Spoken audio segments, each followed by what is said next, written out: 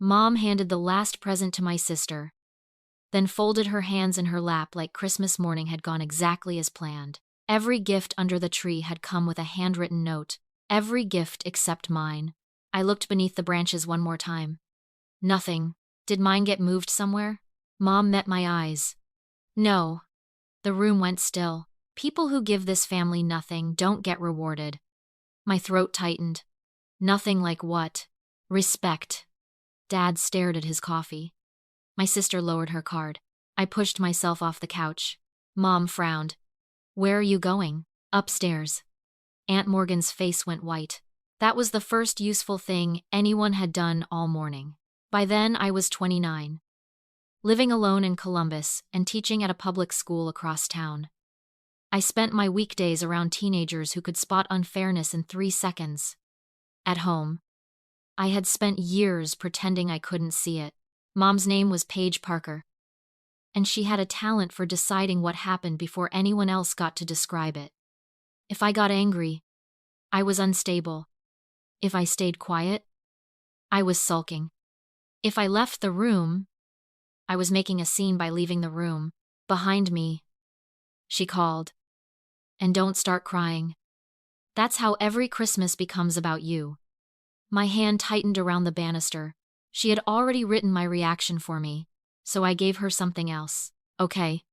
Then I kept walking. The box was where I'd left it years earlier, shoved behind old winter blankets in the closet of the room that used to be mine.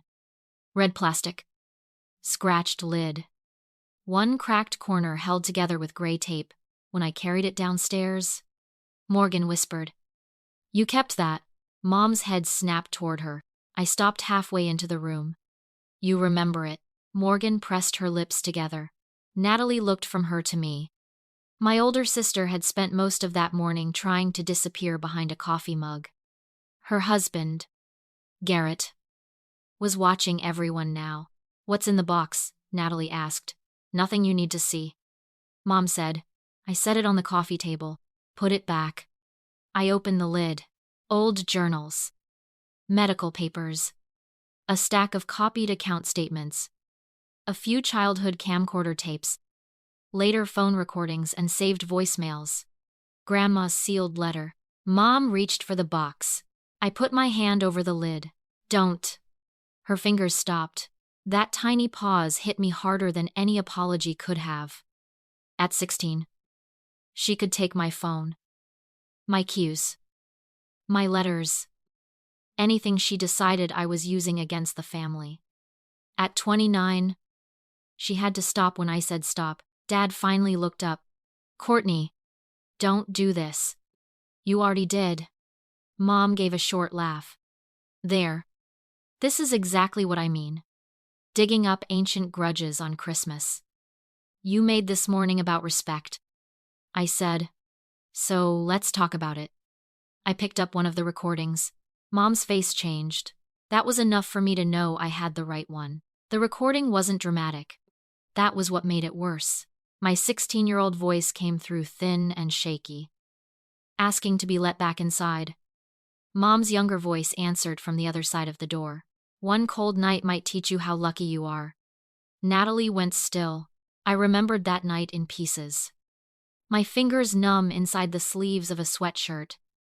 My cheek pressed near the door because I thought Dad might hear me. The porch light clicking off. Back then, I had begged. Now I held the recording in my hand. Natalie stared at Mom. "That was the night you said she ran away." Mom folded her arms. "You're hearing one piece of a much bigger situation. You knew where she was. She was impossible that year." Dad jumped in. Everyone was under stress. I looked at him. "You told people I chose to leave." Nobody answered. The recording did. Garrett leaned forward. "Wait. You knew exactly where a 16-year-old was.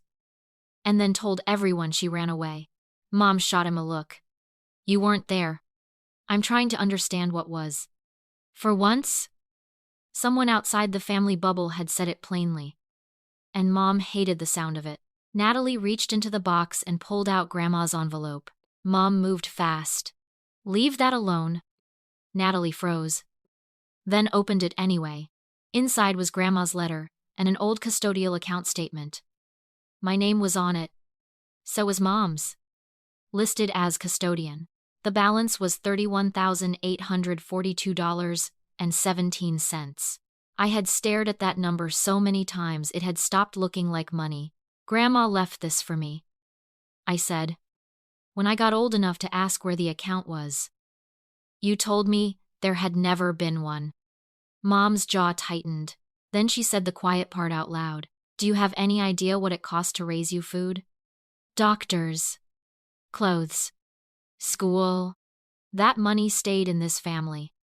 Natalie's head turned slowly toward her. I kept my voice level. I'm not angry because of the number. You took away every exit I had. Then called me weak for staying. Dad slammed the lid shut. Enough. I opened it again. Mom pointed at the box. Give me that. No. Then get out of my house. That's why I brought it. For half a second, relief crossed her face. She thought I meant I was leaving the evidence behind. I almost admired the confidence. You really thought I brought the only copies. Her expression emptied. I tapped the lid once. You taught me better than that. Every time I had something that made you uncomfortable, you took it. My phone. My cues. My letters. So I learned not to leave the only copy of anything important where you could reach it. Mom looked at Natalie. Tell her to leave. Natalie didn't move. Why did you tell her the account never existed? You don't understand the finances. Then explain them. Stop choosing your sister over your mother. Natalie's face tightened. I'm asking you a question. That was the first crack I trusted, not because Natalie suddenly became my hero. She didn't. She had spent years enjoying the easier version of our family. The one where I was the difficult daughter and she was the loyal one. One question couldn't erase that. Still, she had finally stopped repeating Mom's lines. 2 days after Christmas, I sat across from Brianna Foster, a civil attorney whose office was 10 minutes from my apartment. I put the original papers and original storage media on her desk. She studied the account statement. Then Grandma's letter. The account clearly existed. She said, I can look into what happened to it. That doesn't mean every withdrawal was unlawful. I just want the truth. Then that's where we start. I left the originals with her. The working copies came home with me. My apartment already had a small entry camera facing the door.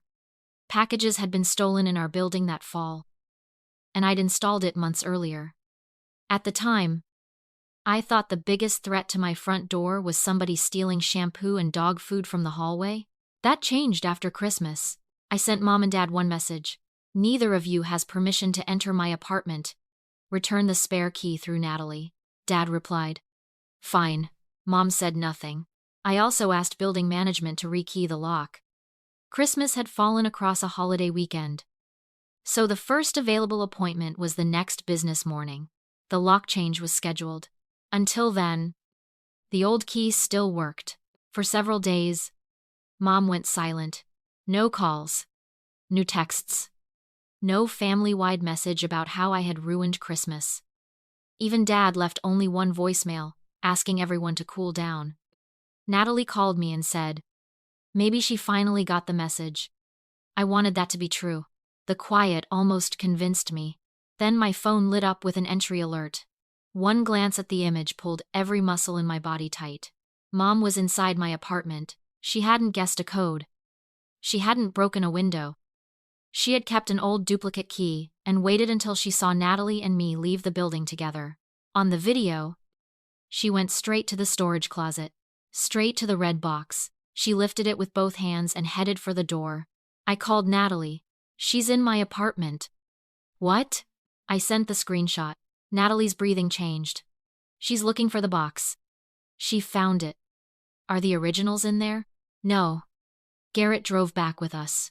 I stayed outside while Mom was still inside. Years earlier, I would have rushed in because I needed the confrontation more than I needed safety. Not anymore. Mom opened the door carrying my red box against her chest. Her eyes landed on me. Then Natalie. Then Garrett. For the first time that week, She had no prepared audience. I pointed at the box. Why do you have my property? I'm stopping you from blowing up this family over things you don't understand. Natalie stepped forward. How did you get in? Your sister gave this family a key. I revoked that permission, I said. Mom looked at Natalie. Natalie knew Dad had acknowledged the message. That was the moment Mom understood the old ambiguity was gone. She tried a different angle. I was protecting everyone. Natalie's voice dropped. From Courtney or from finding out what you did. Mom hugged the box tighter. At least this is back where it belongs. A laugh slipped out of me. Just one. Her eyes narrowed. What's funny? Those are copies too. The color drained from her face. The originals have been with Brianna since after Christmas. You planned this. No. I planned to protect myself. What you did after that was your choice. Mom turned to Natalie like she still had one emergency exit left. I'm her mother. Natalie shook her head. She told you not to enter her home. You don't understand what she's doing to us. She didn't make you use that key. Mom stared at her. Natalie's eyes filled. But her voice stayed steady. If you wanted to protect this family, you should have acted like family. That was it. Not handcuffs. Not a courtroom confession. Not some giant public humiliation. The thing Mom had spent years protecting broke right there. Natalie stopped believing her. The apartment entry became an outside incident instead of another private argument Mom could rewrite by dinner. I gave the relevant footage and messages to the proper people and let them decide what came next. The scheduled rekey happened. Mom lost access to my home. The red box stayed mine. The money took longer. Weeks later, Brianna put additional account records in front of me. The account existed. She said, there were withdrawals while your mother was custodian. I can't tell you yet which expenditures were lawful and which weren't. But she lied when she told you the account never existed. That mattered more than I expected. For years. Mom had made me think truth only counted if I could prove every inch of it at once. Brianna slid Grandma's letter back toward me.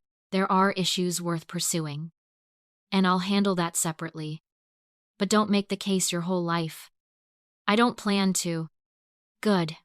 Let me deal with the paperwork. You go live. So I did. Natalie apologized a week later at my kitchen table. She kept both hands around a mug and stared at it for a long time. Believing you were difficult made things easier for me. That sentence was better than I'm sorry by itself. She wasn't asking me to erase what she had done. She was naming what she had gained from it. I can't jump from this to trusting you. I said, I know. If you mean it. Show me. I will. And she did. Slowly. Garrett stayed out of the center of it. He confirmed what he personally witnessed and refused to become anybody's detective. That was enough.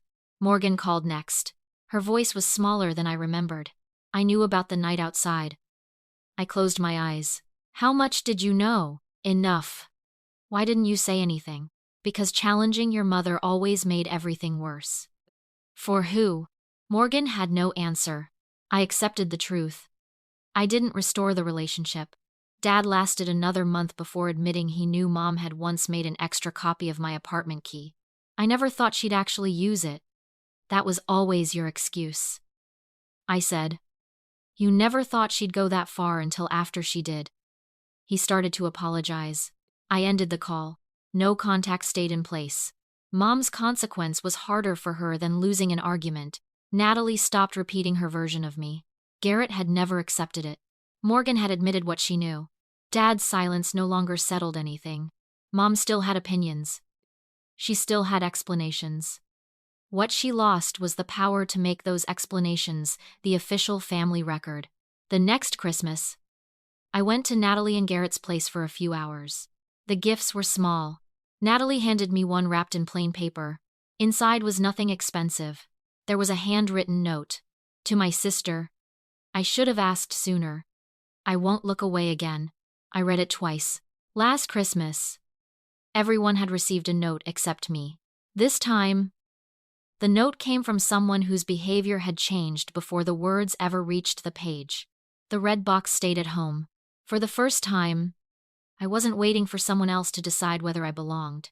Looking back, the missing present was never the real punishment. A gift is just an object. Wrapping paper gets torn. Things break. People forget what they bought you. What Mom did that morning was different. She turned a family ritual into a public verdict. Everyone else deserved warmth. I had supposedly earned exclusion. That kind of message can sink deep because it recruits witnesses. It invites everyone in the room to accept the same ranking without ever having to say it out loud. Over time, the question changes. People stop asking, "What happened to her?" They start asking, "Why is she always upset?" That shift protects the person with the most power. For years, I answered the wrong question. I kept trying to prove I wasn't too sensitive, too angry, too dramatic, too ungrateful. Mom never had to prove she was fair. I had to prove I deserved fairness. Once I understood that, a lot of things became simpler. The first rule I carried out of all of this is simple. Respect and obedience are not the same thing. Mom said I had given the family no respect. Look at what she actually wanted. Don't contradict me. Don't mention the past. Don't react when I embarrass you. Keep showing up for holidays. Smile when people are watching. Accept my version of events. That isn't mutual respect. That's compliance. Healthy respect leaves room for disagreement. It allows another adult to say no without being punished for it. It allows someone to leave a conversation instead of surrendering inside it. My quiet okay on Christmas morning bothered Mom because she expected one of two versions of me. The daughter who submitted, or the daughter who exploded. Either one kept her in control. Walking upstairs and bringing back the box changed the pattern because I stopped auditioning for either role. That lesson reaches beyond parents. A partner might say, "After everything I've done for you." A friend might say, "If you cared about me, you'd do this." A boss might call reasonable pushback disloyalty. The words change. The structure can be the same. Before accepting the accusation that you're disrespectful, ask what obedience the other person is actually demanding. The second rule is this: stop trying to win with memory alone. Memory matters. Your experience matters. Still, arguments about the past can become a trap when one person has spent years controlling the story. You say, "This happened." They say, "No, it didn't." Now the conversation isn't about what happened. It becomes a credibility contest. Who sounds calmer? Who is older? Who has more allies? Who already has a reputation for being reasonable? Who has spent years teaching everyone that the other person is unstable? I lost that contest for a long time because I kept believing one perfect explanation would finally make Mom admit what she had done. It never came. My adult strategy became smaller and more practical. Keep the documents that belong to you. Preserve important messages. Use neutral witnesses when a confrontation may be disputed later. Put important permissions in writing. Ask qualified people for help when the issue moves beyond what you understand. That isn't revenge. It can simply be a way to stop your reality from being erased. The old recording from when I was 16 mattered. Grandma's statement mattered. Her letter mattered. Still, Mom could argue about context until the end of time. The apartment incident was different. She had been told her access was revoked. Dad acknowledged the message. She kept another key. She waited until I left. She entered anyway. Her attempt to get rid of old proof created fresh proof of the same pattern. That taught me something I wish I had understood earlier. Sometimes the clearest evidence isn't what someone did 20 years ago. It's what they choose to do again after everyone has finally told them to stop. The third rule is the one that changed my daily life the most. A limit without changed access is only a request. I could have walked out of Christmas saying, "I'm done," then changed nothing. Same spare key, same private calls, same holiday invitations, same endless arguments, same expectation that I would answer whenever Mom decided she was ready to explain me back to myself. The words would have sounded strong. The structure would have stayed exactly the same. So I changed what I could actually control. The originals moved somewhere safe. Permission to enter my home ended in writing. The lock change went on the schedule. I stopped debating Mom one-on-one. I used witnesses when the situation called for them. I left legal questions with somebody qualified to handle them. Most important, I stopped making mom's agreement a requirement for my next decision. That is the difference between controlling another person and controlling access to your own life. You cannot force someone to apologize. You can stop giving them an unlimited audience. You cannot force a relative to tell the truth about you. You can stop participating in conversations built around a lie. You cannot force someone to become trustworthy. You can change how much trust-dependent access they receive. The strange part is that doing this can bring guilt before it brings relief. For most of my life, being a good daughter meant returning, explaining, giving one more chance, swallowing one more insult because keeping the peace supposedly made me mature. So, when I stopped, part of me still reacted like I was doing something cruel. That guilt wasn't proof that I was wrong. Sometimes, it was only proof that I was doing something unfamiliar. Familiar can feel safer than healthy, simply because you've practiced it longer. For a while, I thought the red box was the center of the story. It looked like power. It contained proof, dates, voices, papers, things I could hold up when somebody told me I remembered wrong. Eventually, I understood that the box was only a bridge. I needed it because I had spent so many years being taught not to trust my own experience. Then it did its job. The goal was never to carry that box into every room for the rest of my life. The goal was to reach a point where I could document the past without building my entire future around proving it. I never got perfect parents. The money didn't magically reappear. There was no dramatic courtroom confession. Nobody stood in front of the whole neighborhood and announced that I had been right all along. What I got was quieter. I got control over who had access to the next chapter of my life. That is why Natalie's note mattered. A year earlier, Mom used handwritten notes to show everyone where they ranked. Natalie's note did the opposite. It came after changed behavior. She had already started asking harder questions. She had already stopped covering for Mom. She had already shown me, slowly, that she understood trust wasn't owed to her just because we shared a last name. The paper only gave words to what her actions had begun proving. If someone in your life has ever called your self-protection disrespect, pay attention to what they were actually asking you to surrender. And if someone keeps telling you that your memory is the problem, ask yourself whether the argument has become more important to them than the truth. You don't need to win every debate before you change what you allow. You don't need unanimous approval before you protect your home, your records, your time, or your peace. If you were in my place that Christmas morning, would you have opened the red box? Or would you have carried it out the door and never looked back? Tell me what you would have done. And if this story reminded you of someone who needs to hear the difference between respect and obedience, share it with them. Subscribe if you want more stories where the real payoff comes from clear choices, real consequences, and finally refusing to let someone else write your life for you. I know exactly what you are screaming at the screen right now. Why did Courtney keep going back? Why did she spend years trying to explain herself to people who had already decided she was the problem? Because toxic relationships can work like a slot machine. Most polls give you nothing. Then, once in a while, you get a little reward. A nice Christmas, a kind phone call, a parent saying, "I'm proud of you," a sister finally defending you. Just enough hope to make you pull the lever again. Psychologists call that intermittent reinforcement. In plain English, it means unpredictable rewards can keep people hooked longer than consistent ones. Courtney wasn't staying because the treatment made sense. She kept chasing the possibility that the next conversation might finally be different. That brings us to the financial side, because this story contains several smart moves worth copying. First is what I call the audit strategy. Notice what changed when Courtney stopped arguing about memories and produced an actual account statement showing $31,842.17. Details change the conversation.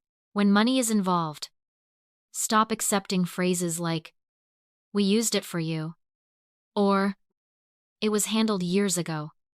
Ask what account, what institution, what date, what balance, what withdrawals. You're not accusing anyone. You're asking for records. People who are telling the truth usually have much less reason to fear specific questions. Second, build the case before you build the confrontation. Courtney kept copies, moved the originals to an attorney, preserved important messages, and put the apartment access restriction in writing. That is financial and legal self-defense in its simplest form. Keep your own documents. Keep important statements. Save written agreements.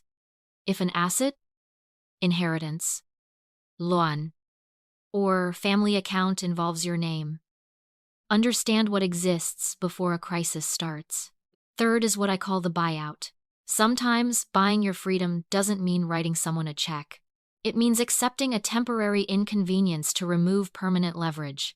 Change the lock. Separate accounts. Move documents. Stop sharing passwords. Pay for professional advice when the stakes justify it. A few $100s spent protecting your future can be cheaper than years spent repairing damage caused by access you should have removed earlier. And here's the final verdict. Your value does not increase when somebody finally admits they mistreated you. It was never waiting on their approval.